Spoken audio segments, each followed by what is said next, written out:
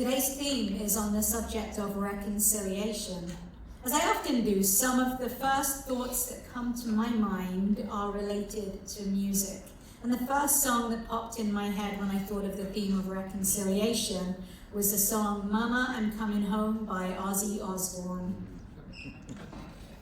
As we hear those words, though, coming home, it reminds me also that this is the time of year that the tradition of homecoming pops up in schools and colleges around the country. That sort of welcome back to school where it's not only just the starting over and looking to the year ahead, but it can be a time that alumni also gather to celebrate the incoming students or the students coming back to the following year of their school or college. Now, when we think of coming home, just like with that return to another school or college year, it can be met with some trepidation, some anxiousness, and an unknown as to what awaits us. There can be mixed feelings of both excitement and nerves as we are beginning over again. So, from the perspective of reconciliation and coming home, a number of things can come up.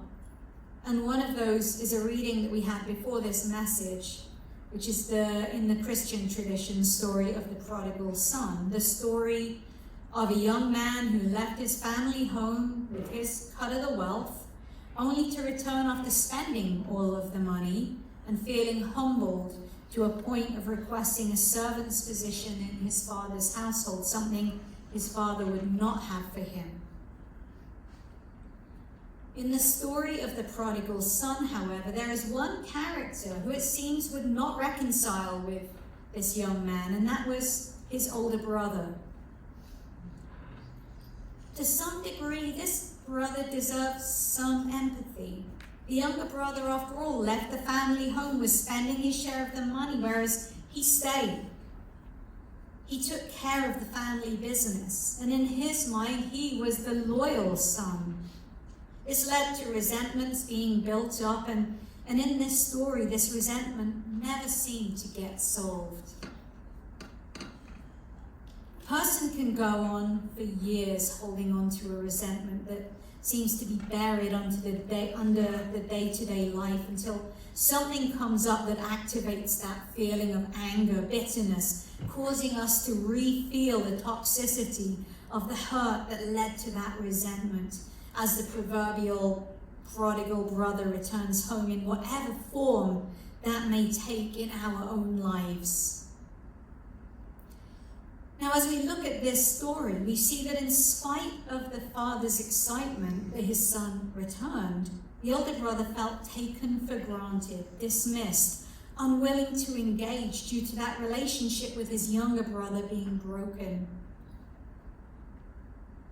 The process of reconciliation is something that requires humility, honesty, and relationship. Notably, a relationship with a foundation of trust. Now, I don't know about any of you, but I remember as a little kid being in a situation like, say, the schoolyard, where something happened and the adults would all get together and tell one kid that they need to apologize, and the kid would begrudgingly and often with some attitude say, "I'm sorry." And then after a kind of say it like you mean it, and they apologized again, the other kid would be told to accept that apology. Now, this is what may have been happening with the older brother, and it may have been what he was feeling in this prodigal son scenario. The younger brother, who had vanished into thin air and not been there to help when things went wrong, suddenly reappears and was welcomed back into the fold, and the older brother was basically told, "Your brother's back, accept his apology," and asked to act as if nothing happened. But a lot had happened, and the older brother couldn't shake the pain, the bitterness, the resentment that he was feeling. Reconciliation is a process that needs to have a foundation to it. And that foundation needs to come from a place of restoring trust in that relationship So whereas working towards forgiveness may be the first step in learning how to release the resentment and anger over a period of time, so reconciliation goes a little further and focuses on the changes made by a repentant person, and as I had said, the trust that needs to be developed. A simple "I'm sorry," as we may have all learned, including from scenarios like this schoolyard example I gave earlier, don't cut it. And how is that trust developed? In the phrase of Al-Anon, it comes down to show me, don't tell me.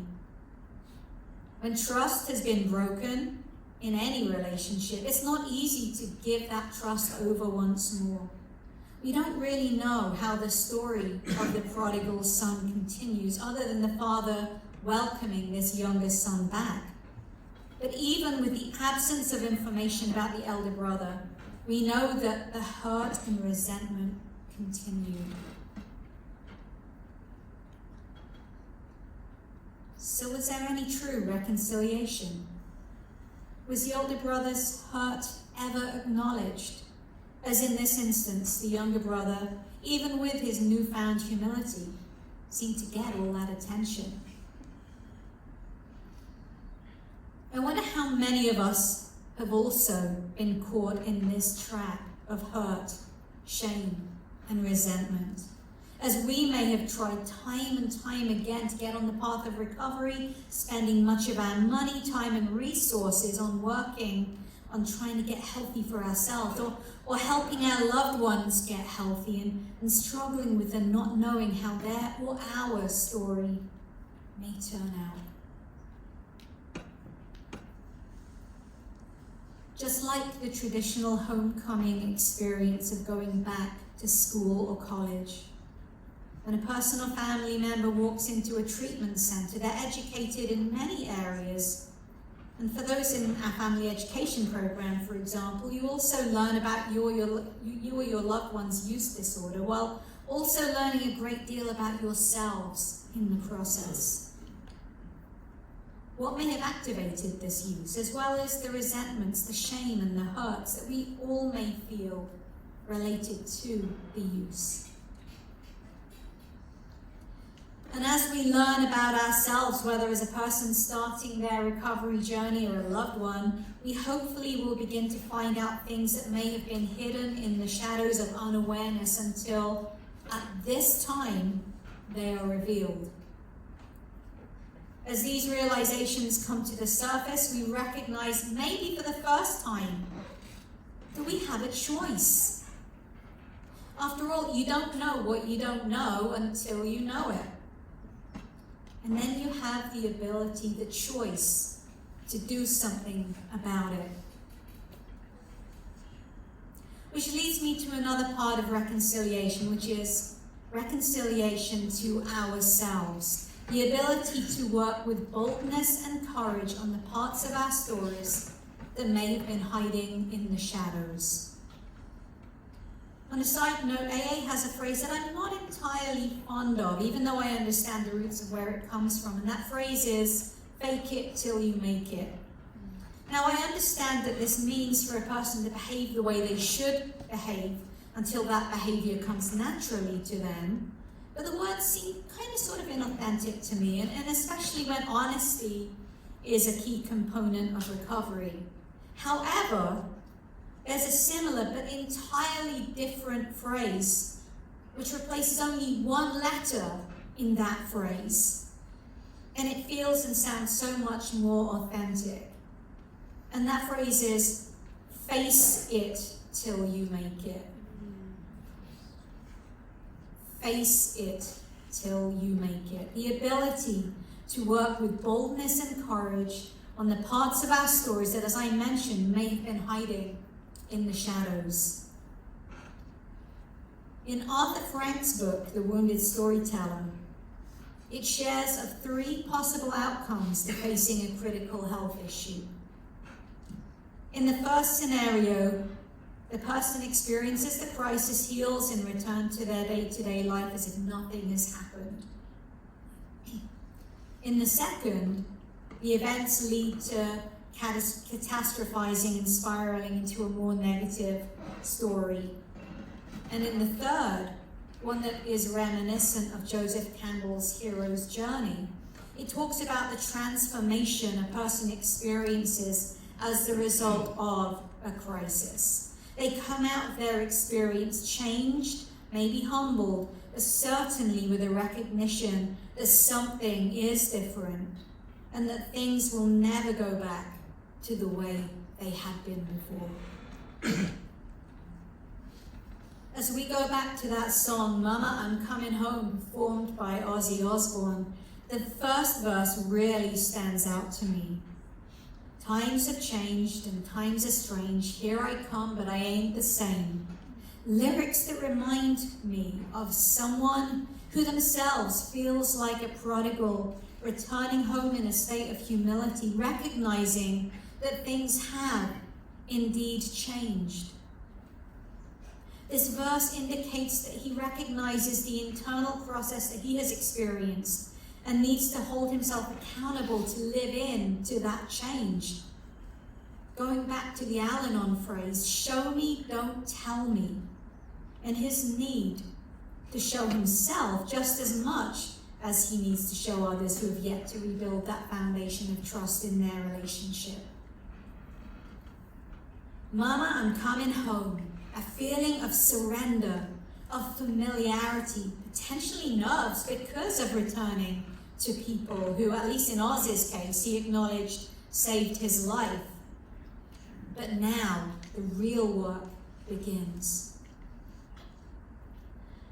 Mama, I'm coming home. Now, taken a little bit away from Oz's intended meaning, it can also mean a coming home to ourselves. That we are finally becoming the people who we were meant to become, not just the old version of who we were, unchanged by the experiences that we've just had, but someone who's finally finding or rediscovering that sense of purpose, meaning, and values that are important to us. As many people have heard me share, quote I love, which came from a TED talk, the opposite of addiction is connection. If we're looking to reconciliation, we must first look at how we reconcile to ourselves, not only to those values and ethics, but also looking at our own woundedness with honesty, with kindness and love, so that maybe we can begin to learn how to accept ourselves. And as we accept ourselves, and maybe we get to be able to go one step further and learn how to accept our loved ones or our family members, wounds and all.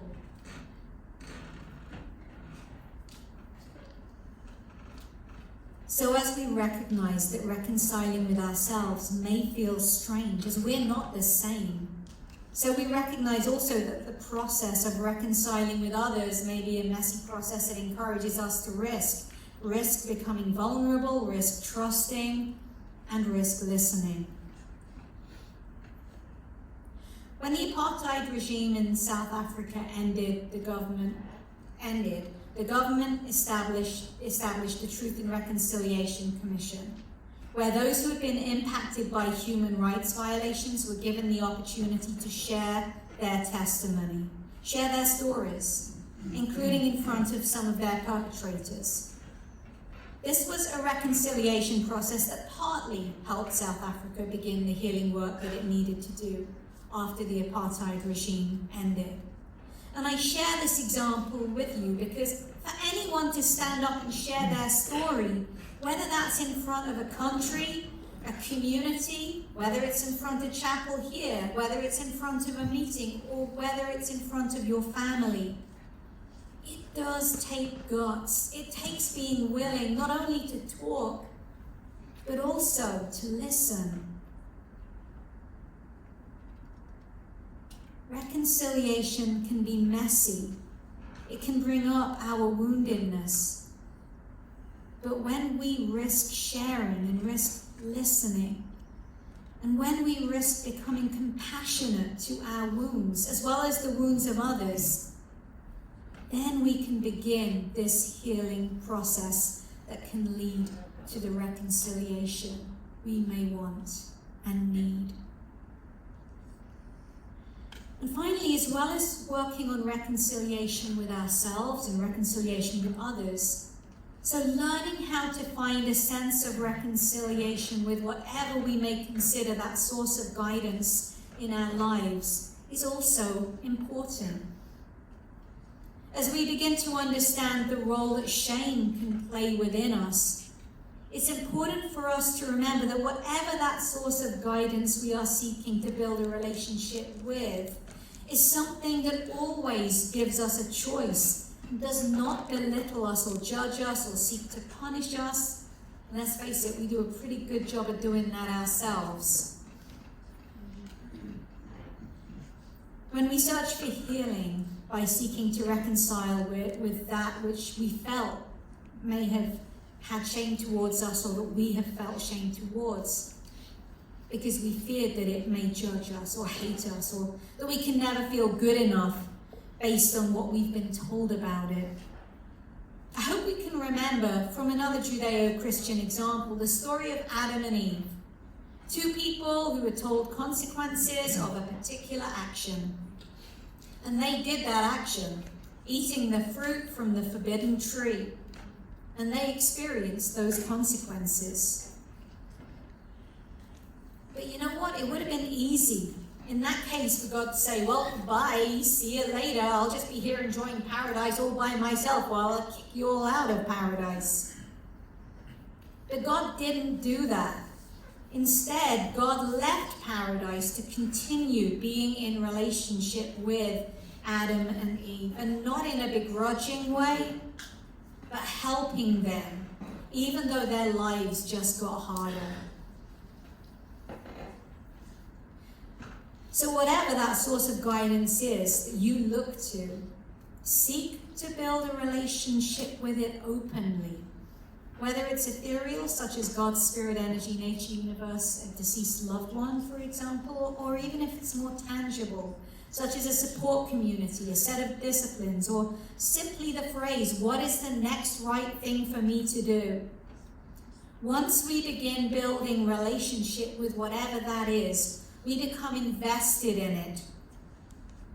We become invested in that relationship over the time, even a relationship to the phrase, what is the next right thing to do, because we use it time and time again. And we actually care what it wants for us or what we want for ourselves by giving ourselves that choice. The spiritual energies that exist around these entities already welcomes you, like the Father welcomed that prodigal back. It wants to be reconciled to you. So allow yourself to meet it, get to know it, tell it your story. Listen to where it may be speaking to you through nature, music, other people, or through something else. Whatever you do, know that whatever that source of guidance is for you, it does want something better for you.